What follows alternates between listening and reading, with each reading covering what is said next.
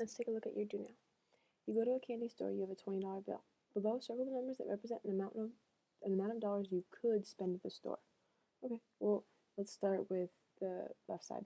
Could you spend -$5? No, what would that even look like? Like, are you bringing candy to the store, right? That doesn't make any sense. So, you couldn't spend -5. What about -1? No, same. You can't spend a negative amount of money. 0. Could you spend $0? Yeah, you could just go in and look around and then not spend anything. Could you spend $3? Yep. How about 7? You could spend 7. You could spend 15. You could spend almost all your money, 19. And could you spend all your money? Yep, you could spend $20. Could you spend 22? No, you only have a $20 bill, so you couldn't spend more than you have. And how about 27? No, same, you couldn't spend more than you have. So describe the numbers you circled. How did you know which ones to circle? I circled numbers from 0 to 20. I think for me, it's not so much that I knew which ones to circle, I knew which ones I couldn't circle, right? I couldn't circle negatives because I can't spend negative amounts.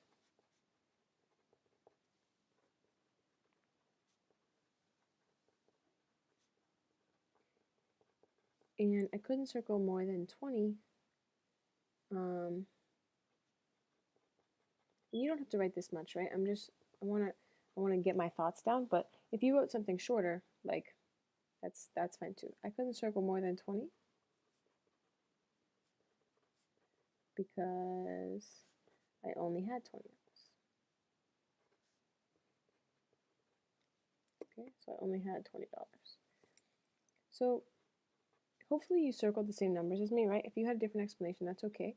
But what I want to point out is that it's not, this relationship is not equal. It's not like, what can you spend? Well, the amount that I can spend, S, equals 15, right? That's not really the case. It actually, it can't equal certain numbers and it can equal other numbers, and it's, this is a relationship that we call an inequality. The answer is not that something is equal to something, it's actually a range of numbers. And so we're going to start working with these symbols, inequality symbols, and I believe you've seen them before. And so what each of these means, I know a lot of you have learned about the alligator, the very hungry alligator that eats the larger number, but we're going to try to move away from that, right? So this symbol, it's faced this way, right? Do this with your hand.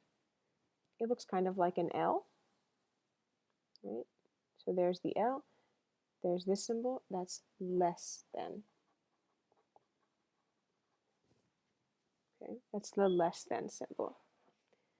This symbol, which has a less than symbol on top, and then look, it has a half an equal sign, right? This is a half of an equal sign.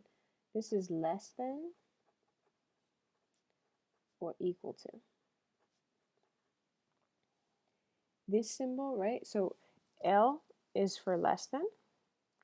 And then if you have the symbol the other way, right, where the L is backwards, well, that's not an L. That's a greater than sign.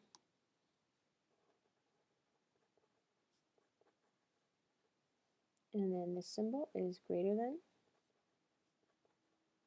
or equal to. What about this symbol? What does that mean?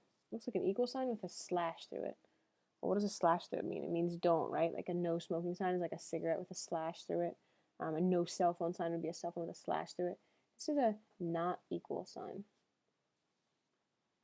This means two numbers, right? This means x does not equal 3.